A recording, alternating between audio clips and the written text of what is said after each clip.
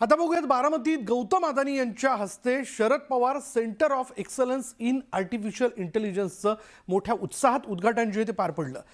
विशेष म्हणजे या सोहळ्याच्या निमित्तानं गेल्या अनेक महिन्यांपासून राजकीय प्रवाहात दोन टोकांवर असलेलं पवार कुटुंब पुन्हा एकदा एकत्र पाहायला मिळालं। पुण्यात दोन्ही राष्ट्रवादींची युती झाली नसली तरी अदानी यांच्या स्वागतासाठी संपूर्ण पवार कुटुंब एकत्र आलं होतं। त्यामुळे राजकीय वर्तुळात चर्चांना उधाण आलंय। राजकीय वाटा वेगळ्या पण कुटुंब जोडलेलं। पुण्यात युती नाही पण बारामतीत एकत्र।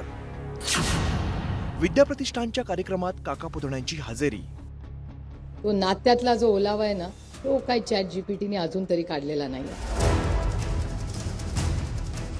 गेल्या काही दिवसांपासून पुणे महापालिकेच्या निवडणुकीत अजित पवारांची राष्ट्रवादी आणि शरद पवारांची राष्ट्रवादी युती करणार असल्याची चर्चा रंगलेली।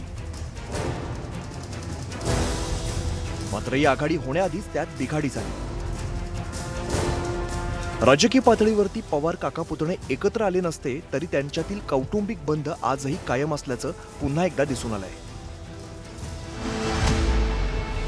त्याचं झालं असं की अदानी उद्योग समूहाचे अध्यक्ष गौतम अदानी बारामती दौऱ्यावरती होते। त्यांच्या हस्ते Sharad Pawar centre of excellence in artificial intelligence याचं मोठ्या उत्साहात उद्घाटन करण्यात आलं। अदानी यांच्या सोहळ्यासाठी संपूर्ण पवार कुटुंब एकत्र आल्याचं दिसून आलं।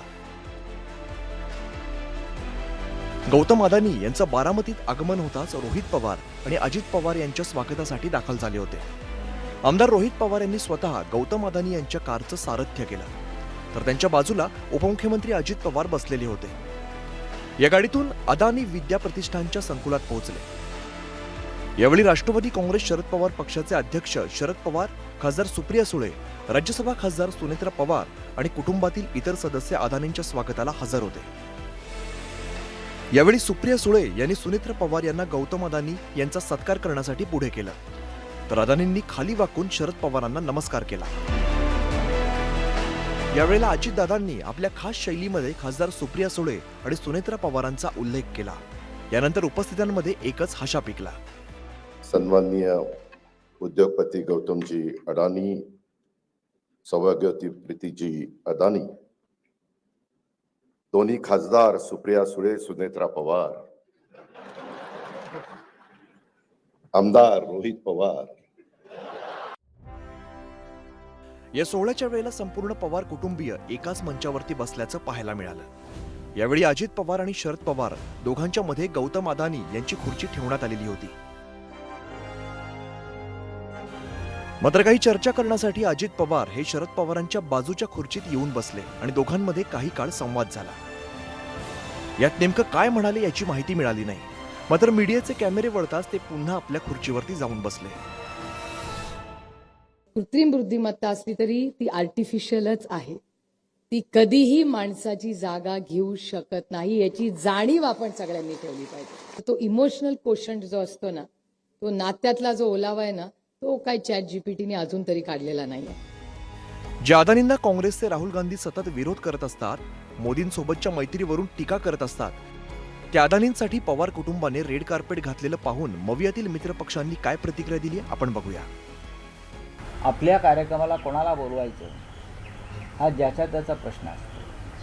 त्यांनी गौतम अडाणींना बोलवलं असेल आणि त्यासाठी पवारांचं अख्खं कुटुंब ज्यांनी पक्ष फोडला ते अजित पवार सुद्धा उपस्थित असतील तर तो त्यांचा व्यक्तिगत प्रश्न आहे। पवारांचा पक्ष फोडण्यामध्ये गौतम अडाणींच्या भावाचा सहभाग होता अशी माझी तेव्हा माहिती होती। अजित पवारांना पक्षातून फोडण्यात अडाणी होते अशी तेव्हा मी माहिती ऐकली आणि वाचली आहे। आता खरं खोटं ते सांगतील। बारामतीचं एकंदरीत ज्या विविध संस्था आहेत या संस्था राजकारणाच्या पलीकडच्या आहेत आणि त्या अनुषंगानं जर तिथे काही भेट असेल तर मला असं वाटतं की राजकीय त्याला समजण्याची काही आवश्यकता नाही। विद्याप्रतिष्ठानमधील कार्यक्रमानंतर गौतम अदानी यांच्यासह संपूर्ण पवार कुटुंब शरद पवारांच्या गोविंद बागेत दाखल झालं। यावेळी उपमुख्यमंत्री अजित पवार सुद्धा उपस्थित होते। एकूणच राजकीय पातळीवरती पवार काका पुतणे एकत्र येत नसले तरी त्यांच्यातील कौटुंबिक जिव्हाळा आजही कायम असल्याचं पुन्हा एकदा दिसून आलं। जितेंद्र जाधवसह bureau report, news 18 Lokmat, Baramati.